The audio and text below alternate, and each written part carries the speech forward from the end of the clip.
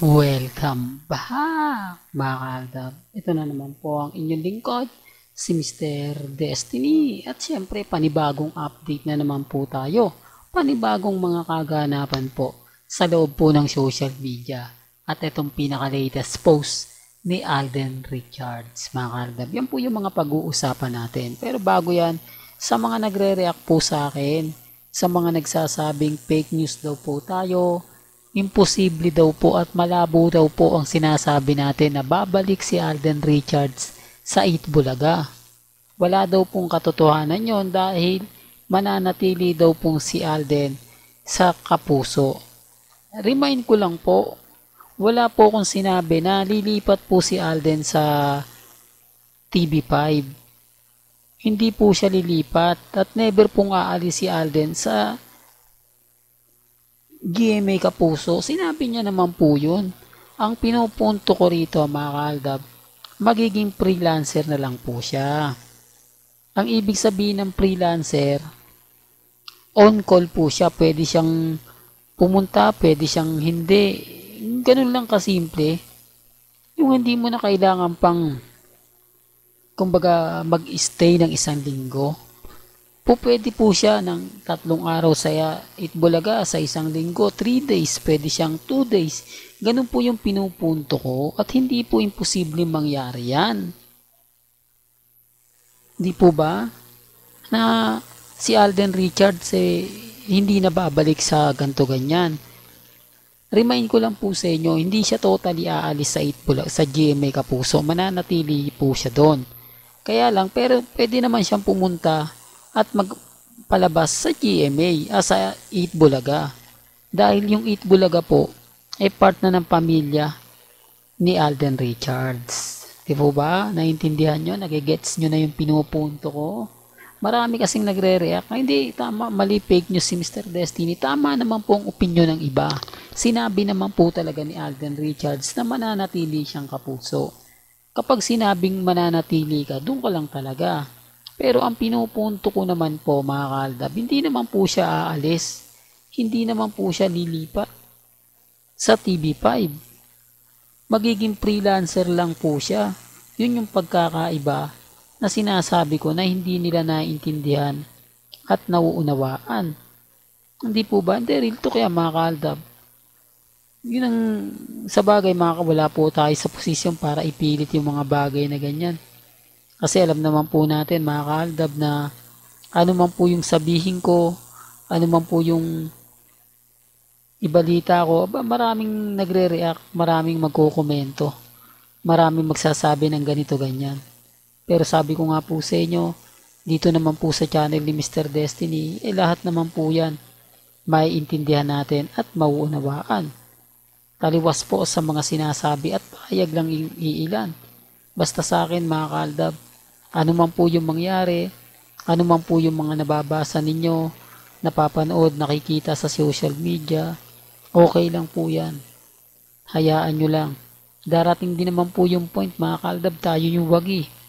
Tayo yung panalo. At syempre tayo po yung bida. Kaya dun sa mga fake news na ipapakalat po nila, sa mga sinasabi nilang walang katotohanan, wala pong problema yon. Hayaan nyo lang po, naiinggit lang po sila sa atin. Dahil tayo tuloy-tuloy yung update, tuloy-tuloy yung mga binibigay natin. At syempre, pinapakita po sa kanila. Di po ba? Gaya po nito mga kaaldab, punta na tayo sa ating pinaka-topic.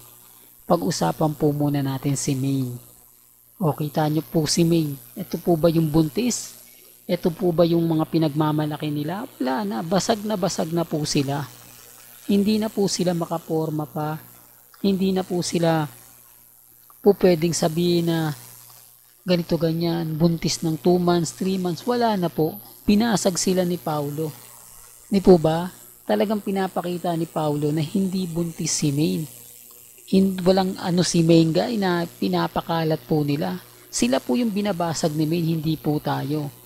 Bumabaliktad yung sitwasyon tapos sasabihin nila yung Aldab daw po wala daw pong ganito. Ba't hindi po kami basagin ni Maine? Bakit hindi po kami basagin sa isang post lang na talagang manggigimbal ang fandom? Eto tuwing linggo na lang po, ipapakita lang ni Mengay na nagsisimba sila ni Congressman Arjo, kumakain sila sa labas kapag araw ng linggo. Kasi Sunday, di po ba? Family bonding yan. Kumbaga pinapakita mo, although sabihin natin sa isang buwan, 2 beses lang, yung pakikiligin ka talagang makikita mo yung nangyayari at nagaganap. O bakit hindi po gawin niya ni Mengay para sa fandom? O basag sila. Diyan pa lang panalo na po ako eh. Diyan pa lang hindi na sila makakaporma eh. Pero syempre pag bitter, maraming reaksyon, maraming komento, maraming sasabihin hanggang sa hanapan ka ng butas, hanggang sabihin nila na ganito ganyan. Sa bagay sa akin, okay lang po yan eh. Di po ba? At syempre dito naman po tayo sa post ni Alden. Marami nakaka-relate nito. Usap-usapan po ito sa Instagram na sinasabi nga po nila mga ka-Aldab, ito na daw po ang pag-amin ni Alden Richards. Pinaparamdam niya na raw po dito o pinapakita na daw po dito ni Alden na paunti-unti ilalabas niya na raw yung totoo, paunti-unti may mga ganitong magaganap na mangyayari, paunti-unti na ipapakita yung ganito, ganyan, diba? Kaya nga sabi ko sa inyo mga ka-Aldab, ito na nga po ba yung simula? Ito na yung pinakaasam po natin. Ito na yung pinakahihintay po ng lahat. Ang revelasyon ni Alden Richards. Malay nyo, sa mga ganitong patama niya, may masasapol. Sa mga ganitong patama ni Alden. Oh. Pero gaya na sinabi ko, hindi po ako namimilit ha. Wala pong pilitan sa channel ni Mr. Destiny. Kumbaga kung ano lang po yung mga nakikita ninyo, napapanood, okay lang po yun. Po ba? Yun naman po yung importante. Yun naman po yung masaya. Na, di po ba? Kung ano lang po yung mga nakikita ninyo, napapanood ninyo, kampante lang. Yun lang naman po tayo eh. Di po ba? Yun lang naman po yung gusto nating ipahayag at gustong sabihin sa kanila.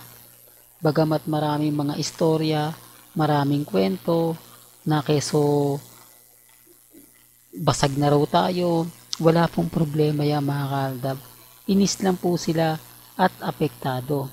Dahil sabi ko nga po sa inyo, dito po sa channel ni Mr. Destiny, marami po kayong makikita, marami po kayong maiintindihan at syempre mauunawaan. Yan naman po yung lagi kong sinasabi at lagi kong pinapahayag. Di po ba? Hindi, real talk to mga ka-Aldab. Kaya sa mga dadaan at bibisita po sa channel ni Mr. Destiny, may kanya-kanya tayong opinyon, may kanya-kanya po tayong pananaw.